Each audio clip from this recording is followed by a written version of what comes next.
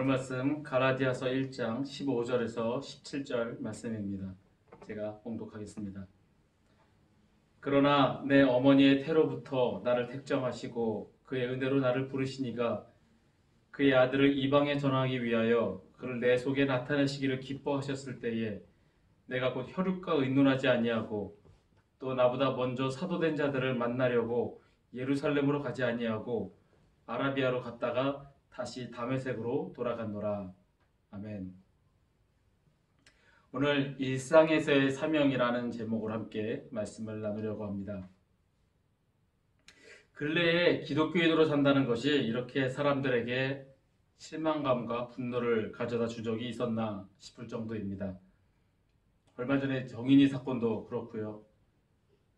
이 코로나의 집단 감염으로 인해 초기에는 신천지에서 확진자가 많이 나오면서 오히려 이런 것들이 이단을 걸러지는 계기가 되겠구나 싶었는데 이제는 정통 교회에서 그리고 선교단체 이런 것마저 정부의 지침을 어기고 대면 예배를 강행하거나 또한 교육을 하며 확진자가 나오면서 믿지 않는 이들에게 손가락질을 당하게 되었습니다.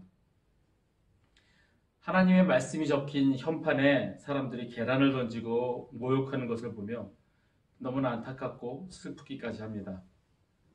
물론 예배를 드려야 한다는 그들의 심정을 이해 못하는 바는 아니라 지금의 시대의 상황과 맞지 않는 행동을 했을 때 믿는 이로서 믿는 사람으로서 믿지 않는 이들에게 모범이 되지 못하고 본을 보이기는커녕 오히려 욕을 먹고 사람들로 하여금 불안하게 만드는 그 상황들이 매우 안타깝습니다.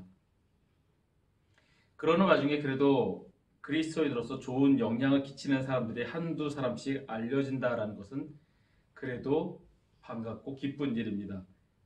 요즘 가장 인기 있다는 싱 어게인에서 인기몰이라고 있는 30호 가수 이승윤은 100주년 기념교회 목사님이셨던 이재철 목사님의 삼남입니다. 그리고 그의 형은 유튜버 천재 이승국입니다. 그 형제가 방송에서 겸손한 모습으로 비춰지고 또 온갖 자극적인 소재와 눈살을 찌푸리게 만들어서 그런 콘텐츠로 구독자 수를 늘리는 그런 다른 유튜버와는 달리 건전하고 재치 있는 콘텐츠로 유튜브를 하고 있는 그 형제들의 모습을 보면서 저 목사님은 어떻게 자녀 교육을 했길래 저렇게 아이들이 잘 자랐을까라는 생각을 하게 됩니다. 아직 그들에 대해서 많이는 모르겠지만 그래도 괜찮은 그리스도인의 모습입니다. 그러면서 과연 그리스도인으로 산다는 것은 어찌해야 되는가 다시금 생각하게 합니다. 저는 전도사 시절에 청년부를 담당하면서 저희 청년들에게 줄곧 부르짖었던 것이 그리스도인의 삶이었습니다. 그래서 저와 함께 했던 청년들은 제가 설교를 하거나 또는 성경 공부를 진행을 할 때 무슨 말만 하면 저희 청년들은 저 선생님 무슨 말일지 알아요. 그렇게 얘기를 했습니다. 그리스도의 삶. 우리는 그리스도인입니다. 그리스도인은 하나님을 나의 주로 믿으며 그분의 부르심을 받은 자들입니다. 우리가 그리스도인으로 살아간다는 것은 단지 기독교라는 종교를 갖고 살아가는 것이 아니라 예수 그리스도를 믿는 예수 그리스도를 나의 마음에 품고 살아가는 삶입니다. 그리스도인들은 하나님의 선택하심에 따라 다양하게 부르심을 받았습니다.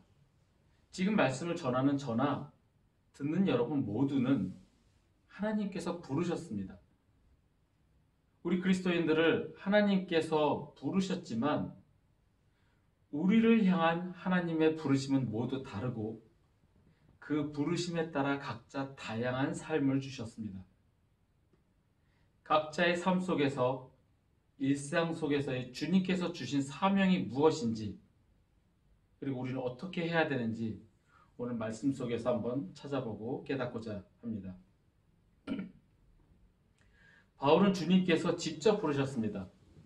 십자가에서 죽으시고 부활하신 후에 하늘로 올라가신 예수님께서 예수 믿는 자를 잡으러 가는 바울에게 직접 나타나셔서 그를 쓰시겠다 그렇게 부르셨습니다. 우리는 이렇게 생각할 수 있습니다. 왜 주님은 내게 직접 나타나시지 않을까? 바울은 특별한 사람이라서 직접 나타나시고 나는 보잘것없는 사람이라서 나타나지 않으시는 건가? 이렇게 생각할 수도 있습니다. 바울은 교회를 심하게 핍박하던 사람이었습니다. 스데반이 돌에 맞아 죽을 때 그 옷을 맡으며 같이 그 스데반을 죽이는 일에 참여하기도 하였고, 살기가 등등하여 예수 믿는 자를 잡아오려던 사람이었습니다. 이런 사람을 회심시킬 수 있는 분은 오직 하나님밖에 없습니다. 이런 사람은 남이 하는 말을 듣거나 어떤 증거를 보여줘도 마음을 돌이키지 않습니다. 직접 자기 눈으로 봐야 믿는 사람입니다. 그래서 주님께서 직접 나타나셨고 그를 회심시키십니다. 이 사건을 겪었기 때문에 바울은 전적으로 하나님이 하셨음을 믿게 됩니다. 만약에 다른 누군가를 통해서 예수를 경험하고 믿게 된다면 그렇게 전적으로 하나님이 하셨다라고 못 느낄 수도 있겠지만 직접 예수님을 만나고 그 음성을 들었기에 그는 이 모든 것이 전적으로 하나님이 하셨음을 깨닫습니다. 그는 주님의 부르심에 응답하였습니다. 성경에 또 다른 부르심이 있습니다. 이사야 6장 8절입니다. 주께서 이르시되 내가 누구를 보내며 누가 우리를 위하여 갈꼬 하시니 그때 내가 이르되 내가 여기 있나이다 나를 보내소서. 하나님의 부르심은 특정한 사람이 아니라 모든 사람들을 위한 것입니다. 하나님께서는 그리스도인으로 불리우는 자 모두를 부르셨습니다. 하지만 그 하나님의 부르심에 응답하는 자는 일부일 뿐입니다. 이사야야 네가 가라, 네가 나를 위해 가라 이렇게 말씀하시지 않으셨습니다. 누가 우리를 위해 갈고 주님은 모두를 부르십니다. 하지만 하나님의 부르심에 응답하는 사람은 이사야였습니다. 왜냐하면 이사야만 하나님의 음성을 들었기 때문입니다. 예수님께서 이렇게 말씀하셨습니다. 청함을 받은 자는 많되 택함을 입은 자는 적으니라. 예수 그리스도를 믿는 자, 그리스도인 모두를 청하셨지만 그 중에 택함을 입은 자는 적습니다. 응답하는 자는 적습니다. 부르심을 들을 귀가 있는 자만 듣기 때문입니다. 우리가 하나님과 깊은 관계를 유지할 때 그분의 음성을 들을 수 있습니다. 그리스도임에도 불구하고 하나님과의 관계가 멀어지고 하나님과 전혀 상관없는 삶을 살아가고 있다면 그분의 음성을 들을 수가 없습니다. 여러분은 하나님께서 여러분을 부르셨다고 믿으십니까? 현실적으로 봤을 때 특히 우리가 이곳 말레이시아로 하나님께서 부르셨다라고 여러분들은 믿으십니까? 이곳의 목적이 각각 다 다르실 겁니다.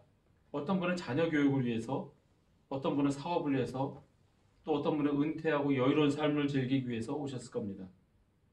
하지만 나의 목적과 내 계획은 둘째치더라도 하나님께서 여러분들을 이곳으로 부르셨다고 믿으십니까? 우리 그리스도인이 가는 길은 결코 우연이 없습니다. 이 모든 것은 하나님의 섭리와 주권 아래 있기 때문에 우리가 이곳에 온 것 역시 하나님의 뜻이 있습니다.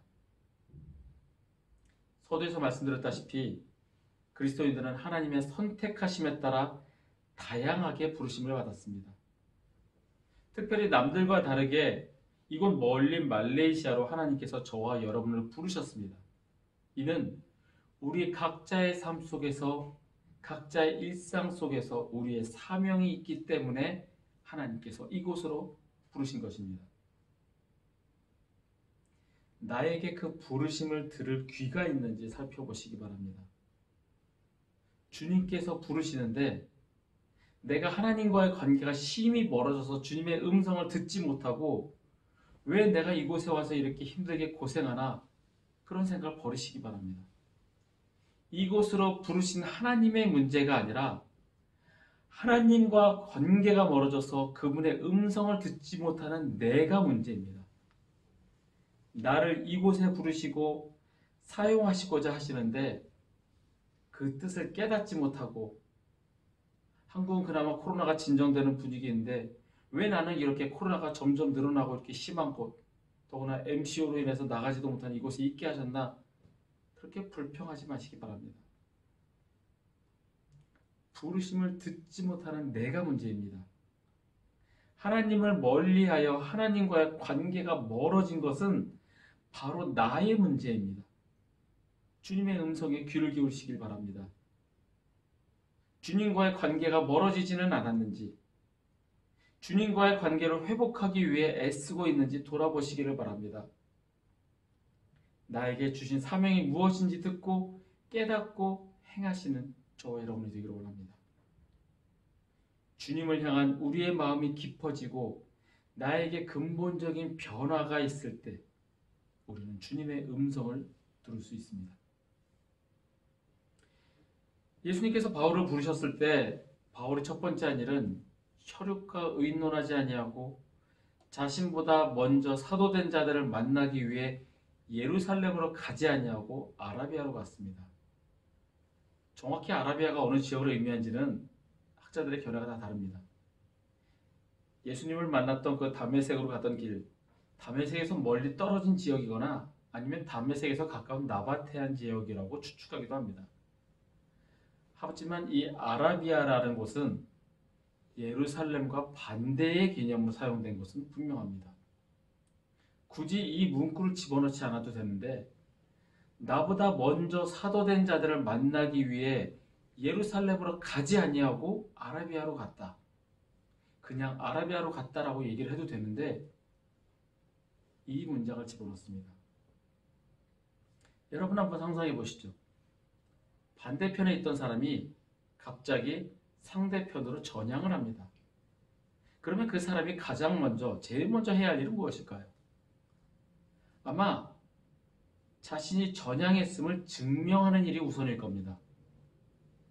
내가 이러이러해서 이제는 저쪽 편이 아니라 당신들 편에 서겠다라고 먼저 자신을 증명하려 드는 것이 제일 먼저 해야 할 일일 겁니다. 바울은 예수 믿는 자를 잡으러 가는 사람이었지만 그 예수님을 만나고 회심하였으면 제일 먼저 해야 할 일은 예수 믿는 자들을 만나서 특히 그 지도자들을 만나서 내가 이런 경험을 했고 내가 예수 그리스도를 만났고 이제는 예수 그리스도가 진리임을 나도 믿습니다라고 그들 앞에 증명을 해야 할 겁니다. 하지만 바울은 혈육과 의논하지 않았고 먼저 사도된 자들을 만나려고 예루살렘으로 가지 않았습니다. 그리고 오히려 반대 방향의 아라비아로 갔습니다. 이 혈육과 의논한다라는 문장에 담긴 원어의 뜻은 다른 사람과의 대화를 통해서 어떤 교훈을 얻고자 함입니다. 즉 자신을 가장 믿는 혈육에게 그들에게 의논하고 그들의 조언을 얻고 그들의 신임을 다시 확인한 후에 반대편이었던 사도들을 만나 나의 변화된 모습을 보여주어야 하는데 그러지 않았다라는 겁니다. 아라비아로 갔다. 이 문장을 직역하면 도리어 아라비아로 갔다라고 번역할 수 있습니다. 바울이 스스로 고백하기를 나는 일반적으로 당연히 가야 할 길을 가지 않고 오히려 도리어 반대 지역으로 갔다라고 이야기를 합니다. 이 말 속에서 바울은 사람을 바라보지 않고 오직 하나님만 바라보았다라는 그의 속내를 드러냅니다. 바울은 사람에게서 조언을 구하려 의논하지 않았고 변화된 나를 증명하려 사도들을 만나려 하지도 않았습니다. 오직 하나님만 의지하고 그분만 바라보려고 도리어 아라비아로 갔습니다. 그가 아라비아에 가서 3년간 있었습니다. 그 기간 동안에 무엇을 했는지는 정확하게 기록이 되어 있지 않습니다. 하지만 아라비아에 가서 복음을 전하고 하나님과의 충분한 교제 속에서 시간을 보냈을 거라 추론합니다. 마치 예수님께서 세례를 받으시고 40일 동안 금식 기도하시면서 하나님과 충분한 깊은 교제를 가지셨던 것처럼 말이죠. 하나님께서는 저와 여러분을 부르셨습니다. 내가 대단해서 부르신 것이 아닙니다. 하나님의 일을 하는데 내가 적임자여서 내가 아니면 할 사람이 없어서 나를 부르신 것이 아닙니다. 저와 여러분을 부르심의 목표는 너희는 내 증인이 되리라, 이 말씀입니다. 이는 내가 꼭 해야 할 사람이어서가 아니고 나만 할 수 있는 사람이 아니고 내가 그만큼 잘나서가 아니라 하나님의 만족을 위해서입니다. 다른 말로 하면 하나님의 영광을 위해서입니다. 주님을 위해 뭔가를 하라고 부르신 것이 아닙니다. 우리는 하나님을 위해 싸우라고 보냄을 받은 자가 아니라 단지 하나님이 친히 싸우시는 그 전쟁에서 도구가 되라고 부름을 받은 자입니다. 이 말은 무슨 말이냐면 우리의 일상 속에서 우리의 사명은 하나님의 도구가 되라는 말씀입니다. 주님을 만족시키는 삶을 살라는 겁니다. 뭔가 대단한 일을 하고 정말 무슬림이 모인 모스크에 가서 이 세상에 진리는 오직 한 분 예수 그리스도십니다, 이렇게 외쳐서 사람들에게 돌아맞아 주는 그런 순교의 삶을 살라는 것이 아닙니다. 나의 일상 속에서 주님을 만족시키는 삶, 그리스도인으로서 믿지 않는 이들에게 본이 되는 삶, 어느 자리에 있든지 주님께 만족이 되는 삶을 살아가는 것이 우리의 일상에서의 사명입니다. 요즘 몇몇 학교에서 예배와 기도 모임을 세워가는 예배자 모임이 생긴다라고 합니다. 이른바 스쿨 처치라고 부릅니다. 예수를 믿는 청소년, 아동들이 정말 희귀해져가는 이때에 예배자의 모습으로 점심시간에 혹은 방과 후에 잠시 모여 기도하고 찬양하며 예배를 드리는 모임이 중고등학교에 점차 생겨난다고 합니다. 이 모임을 갖는 학생들은 벌써 이마에 나 그리스도인이요 라고 표식을 한 것과 같은 상태가 됩니다. 그들에게 핍박이 없는 것이 아닙니다. 학교에서 허락을 해주지 않아서 몰래 모임을 갖기도 하고, 기도 모임을 하는 중에 학생들이 찾아와 문을 발로 차고 창문을 열고 소리를 지르고 방해를 하기도 합니다. 하지만 그리스도인으로서의 정체성을 가지고 예배 모임을 갖고 다른 학생들이 자신들을 통해 그리스도인의 모습을 본다는 것을 절실히 깨달으며 더 그리스도의 자녀로서 그리스도인으로서 살아가기 위해 행동하고 그 사랑을 흘려보낸다고 그들은 이야기합니다. 일상에서의 사명이 바로 이런 모습이 아닐까 생각하였습니다. 주님이 나를 부르셨기에 내가 있는 자리에서 주님이 주신 사명을 감당하는 그 모습이 바로 일상 속에서의 사명이라는 생각이 들었습니다. 바울은 이렇게 고백합니다. 그의 아들을 이방에 전하기 위하여 그를 내 속에 나타내시기를 기뻐하셨을 때에, 하나님께서는 그의 아들이신 예수 그리스도를 이방에 전하기 위하여 그리스도를 바울의 마음속에 나타내셨습니다. 이는 바울에게 성령이 충만했음을 의미합니다. 성령으로 충만한 바울의 첫 번째 행동은 하나님과의 깊은 교제를 원하여 아라비아로 갔습니다. 바로 주님을 만족시키는 삶이었습니다. 다른 무엇을 의지하지 않고 오직 하나님만 바라보고 하나님만 의지하는 삶입니다. 하나님께서 저와 여러분을 이곳으로 부르셨을 때 여러분의 사명을 무엇이라고 생각하십니까? 아까 말씀드렸던 뭔가 대단한 일, 어찌 보면 내가 그리스도인으로서 크게 성공하고 유명해지는 그런 일보다 나의 일상 속에서 주님을 만족시키시는 삶, 주님을 만족시키는 삶, 그것이 바로 주님이 우리를 보내신 사명이라는 생각을 하게 됩니다.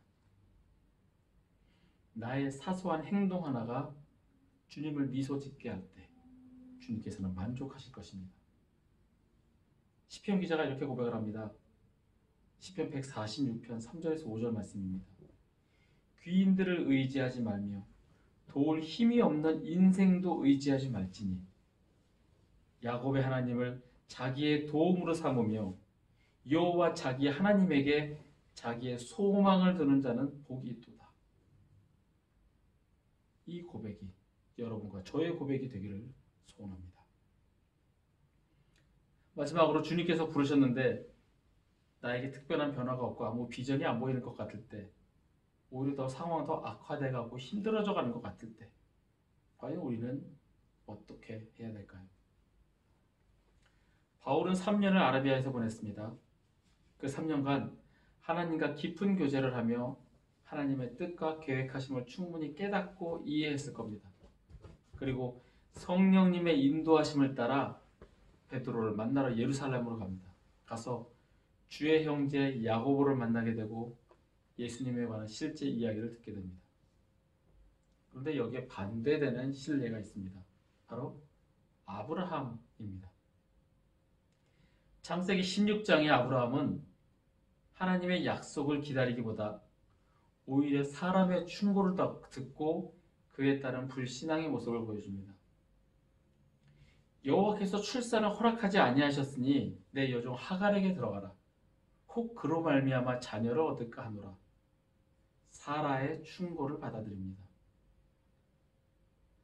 아브라함은 하나님께서 자녀를 줄 것이라는 약속을 받았지만 그 약속을 기다리지 못하고 사람의 충고를 받아들였고 인간적인 시도를 하였습니다.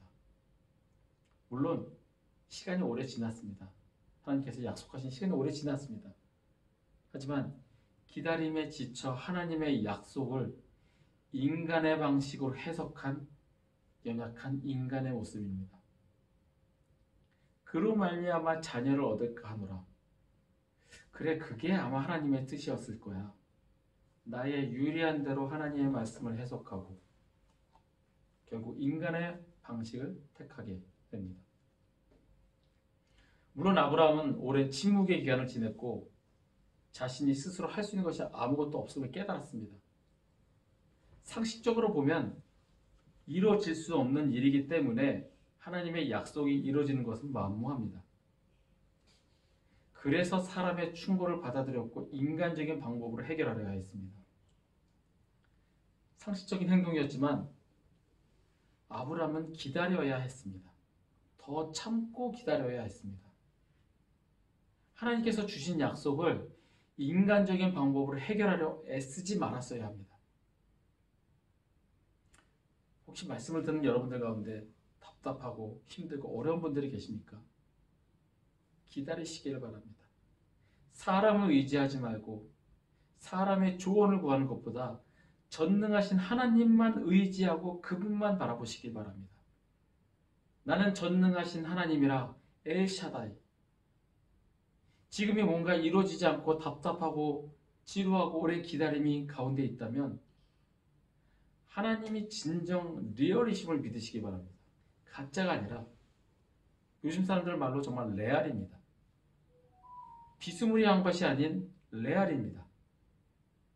하나님이 진정 살아계시고 전능하심을 믿을 때 하나님의 때에 저와 여러분을 도구로 사용하십니다. 하나님을 진정으로 의지하고 바라보는 성도는 다른 어떤 사람이 어떤 말과 행동을 해도 전혀 요동하지 않습니다.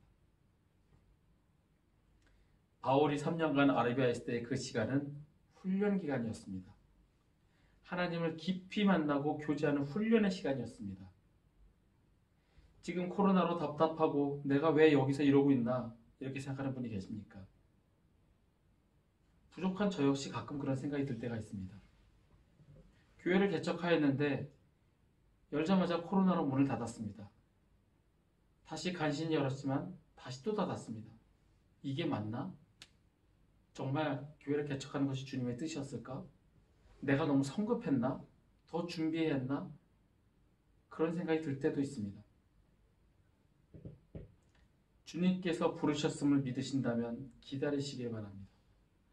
바울이 도리어 아라비아로 가서 하나님과 교제의 시간을 가졌던 것처럼 지금의 이 힘든 시간을 하나님과의 깊은 교제의 시간으로 훈련의 시간으로 여기고 더욱더 하나님을 알기 위해 애쓰시는 시간이 되시기를 소원합니다.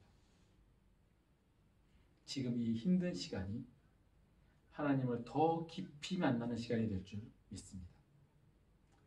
말씀을 정리하겠습니다. 청함을 받은 자는 많되 택함을 입은 자는 적으니라. 주님께서 말씀하셨습니다. 내가 누구를 보내며 누가 우리를 위하여 갈꼬 하실 때 내가 여기 있나이다 나를 보내소서 응답하시는 저와 여러분이 되시길 소원합니다. 하나님과 깊은 관계가 있을 때 그 음성을 들을 수 있습니다. 들을 귀가 있을 때 주님의 음성을 듣습니다. 주님과의 깊은 관계를 유지하시길 바랍니다. 일상에서의 사명은 주님을 만족시키는 삶입니다. 하나님께서는 그의 아들이신 예수 그리스도를 이방에 전하기 위하여 그리스도를 바울의 마음속에 나타내신 것은 바울의 모습 속에 예수 그리스도가 드러나기 위함입니다. 나의 일상 가운데 예수 그리스도가 드러나며 성령 충만한 삶이 되기를 소원합니다.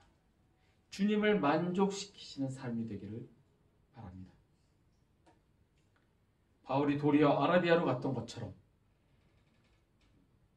그곳에서 하나님과 깊은 교제를 나눴던 것처럼 힘든 이 시간 더욱더 하나님만 의지하고 그분만 바라보는 저와 여러분이 되시기를 간절히 바랍니다. 이 시간이 저와 여러분에게 훈련의 시간이며 하나님을 깊이 만나는 시간이 되시기를 간절히 축복합니다.